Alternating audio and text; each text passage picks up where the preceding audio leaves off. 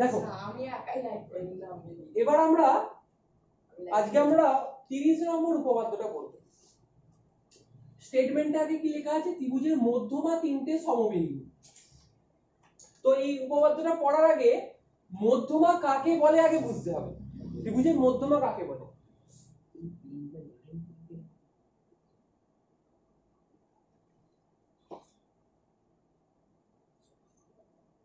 ধরো এটা একটা ত্রিভুজ যার একটা শীর্ষবিন্দু হচ্ছে এ। এই শীর্ষবিন্দু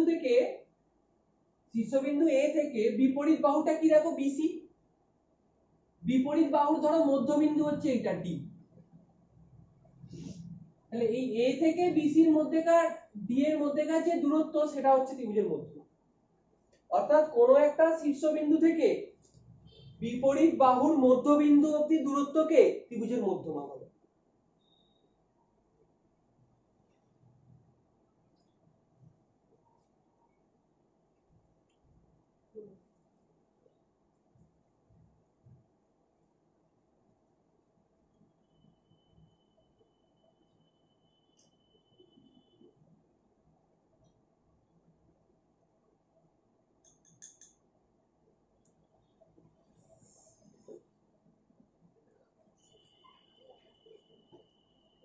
তাহলে কোনো একটা শীর্ষবিন্দু থেকে বিপরীত বাহুর মধ্যবিন্দু পর্যন্ত যে সরলরেখাটা তাকে মধ্যমা বলে।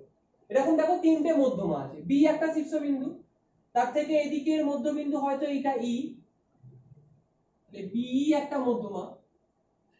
আর একটা শীর্ষবিন্দু সি, তার থেকে এদিকের মধ্যবিন্দু হয়তো এফ, তাহলে সি এফ একটা মধ্যমা।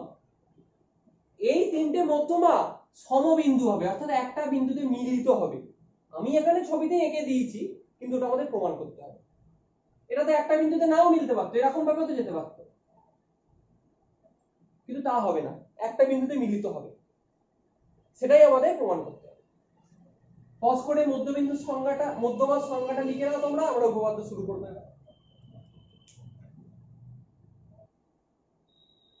এবার এসো আমরা উপপাদ্যটা পড়া শুরু করি। প্রথমে প্রদত্ত কি দেয়া আছে? এবিসি ত্রিভুজের বিই আর সি এর মধ্যমা দুটি যথাক্রমে জি বিন্দুতে ছেদ করেছে। এই যে বিই একটা মধ্যমা, সি এফ একটা মধ্যমা, এরা পরস্পরকে জি বিন্দুতে ছেদ করেছে, এটা জি বিন্দু।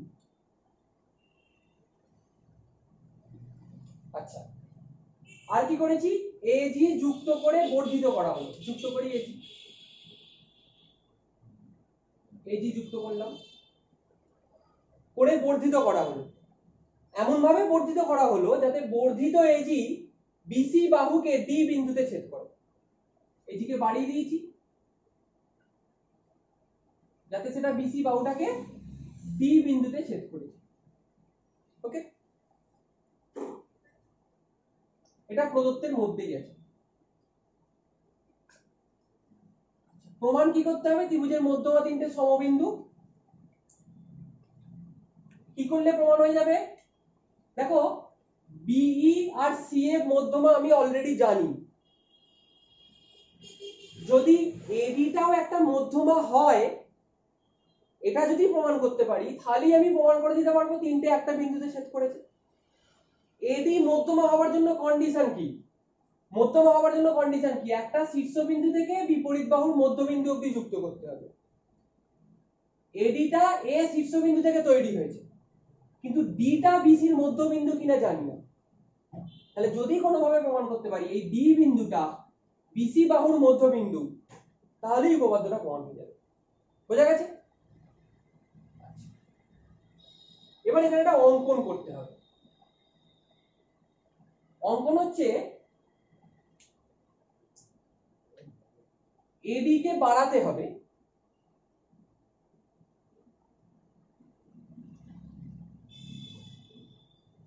এডি কে এমন ভাবে বর্ধিত করা হলো যাতে এজি সমান সমান জিএইচ হয়। এজি এটা আর জিএইচ এই মাপটা প্রায় এখানটা করে এভাবে বাড়ালাম। এমন ভাবে এদিকে বাড়ালাম যাতে এজি আর জিএইচ সমান হয়, এটার নাম এইচ। ঠিক আছে, আর কি করলাম, আর বিএইচ ও সিএইচ যুক্ত করা হলো। বিএইচ মানে এখান থেকে,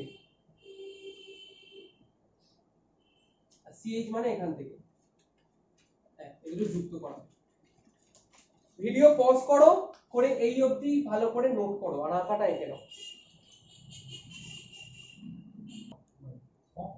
আচ্ছা, এবার প্রমাণে চলে এসো।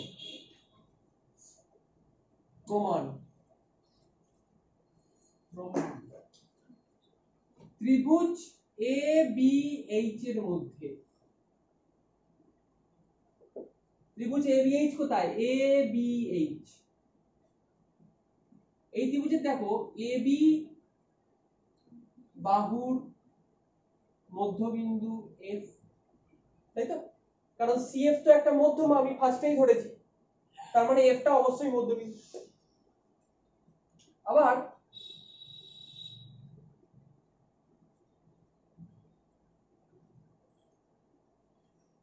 এবং এইচ বাহুর মধ্যবিন্দু জি, কারণ দেখো আমি এঁকেছি এভাবে, এজি সমান জিএইচ করে এঁকেছি, তাই তো, এজি আর জিএইচ কে সমান করে এঁকেছি অঙ্কনের সময়, তাহলে জিটা অবশ্যই মধ্যবিন্দু এইচ এর। এটা কি কারণে, এটা হচ্ছে অঙ্কন অনুসারে, এটা অঙ্কন অনুসারে। তাহলে আমি কি লিখতে পারি, দেখো জিএফ,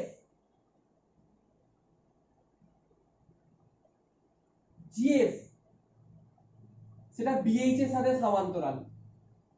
কেন, কারণ মনে করো আমরা একটা উপপাদ্য পড়েছিলাম যাতে বলা ছিল ত্রিভুজের যে কোনো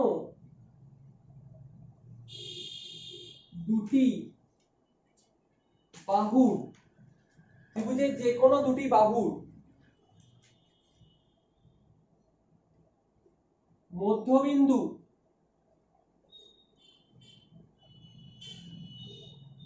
সংযোজক সরলরেখা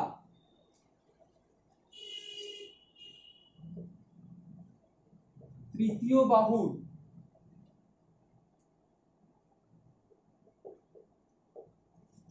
সমান্তরাল হয়। এটা আমরা একটা উপপাদ্যে পড়েছিলাম, যে কোনো দুটো বাহুর মধ্যবিন্দু দিয়ে যে সরলরেখাটা গেছে সেটা তৃতীয় বাহুর সবসময় সমান্তরাল হবে। ঠিক, তাহলে বলতে পারি জিএফ সমান্তরাল বিএইচ। দেখো জিএফ যদি বিএইচ এর সমান্তরাল হয়, খুব ভালো করে দেখবে এখানটা, তাহলে সিজি, এই যে সিজি সেও বিএইচ এর সাথে সমান্তরাল হবে, কারণ এটাতে একটাই সরলরেখা, এটাতে পুরোটা একটাই সরলরেখা, তার একটা অংশ যদি বিএইচ এর সমান্তরাল হয় তাহলে অন্য অংশটাও বিএইচ এর সাথে সমান্তরাল হবে, অর্থাৎ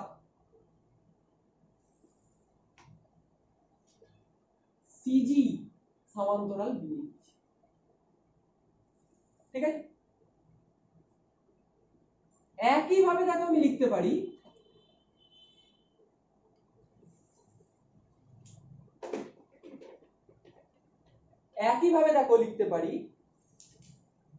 বিজি,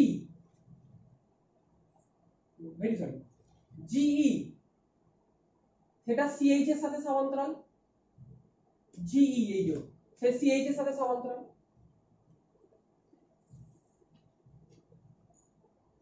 অর্থাৎ জিই যদি সিএইচ এর সমান্তরাল হয় তাহলে বিজি, এই যে বিজি সে সিএইচ এর সাথে সমান্তরাল হবে, অর্থাৎ বিজি সমান্তরাল সিএইচ। এই দুটোকে কাজে লাগবে আমাদের। ভিডিও হবে পজ, এই জায়গাটা হবে নোট।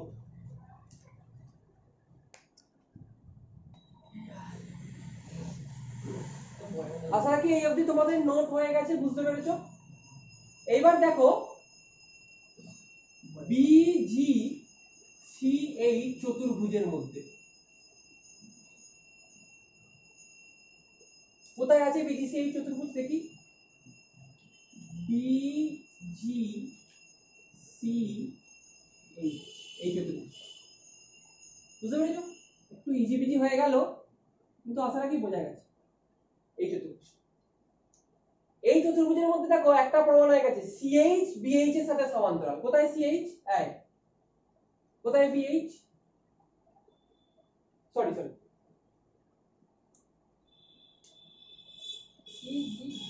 বিজি সিএইচ এর সাথে সমান্তরাল। বিজি কোথায়? এই যে বিজি।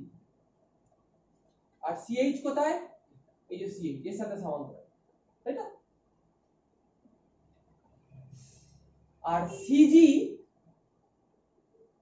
বিএইচ এর সাথে সমান্তরাল। কোথায় বিএইচ? ঠিক তো? তাহলে এই চতুর্ভুজের মধ্যে বিজি সমান্তরাল সিএইচ এবং সিজি সমান্তরাল বিএইচ। তাহলে যে চতুর্ভুজের এক জোড়া বিপরীত বাহু সমান আর সমান্তরাল তাকে আমরা কি বলি? সামান্তরিক বলি। তাহলে অতএব বিজিসিএইচ একটি সামান্তরিক, একটি সামান্তরিক, কারণ যে চতুর্ভুজের এক জোড়া বিপরীত বাহু সমান আর সমান্তরাল তাকে আমরা সামান্তরিক বলি।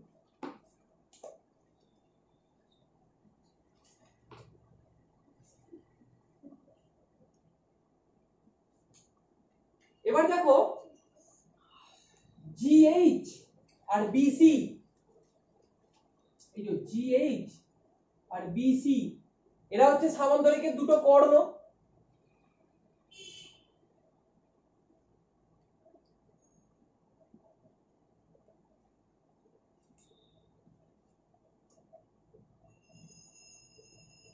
দুটি কর্ণ।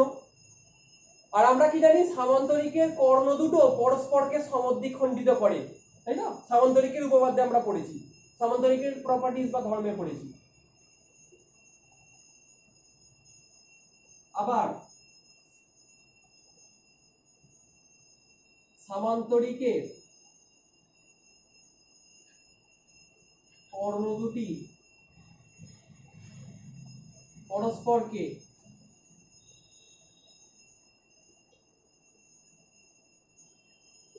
সমদ্বিখণ্ডিত করে। তাহলে সামান্তরিকের কর্ণ দুটি যদি পরস্পরকে সমদ্বিখণ্ডিত করে তাহলে ডি অবশ্যই বিসির মধ্যবিন্দু, কারণ জিএইচ কর্ণ বিসি কর্ণকে দুভাগে ভাগ করে দিয়েছে। অতএব বি বিসি এর মধ্যবিন্দু। আর এটাই তো আমার প্রামাণ্য বিষয় ছিল, ডি বিসির মধ্যবিন্দু।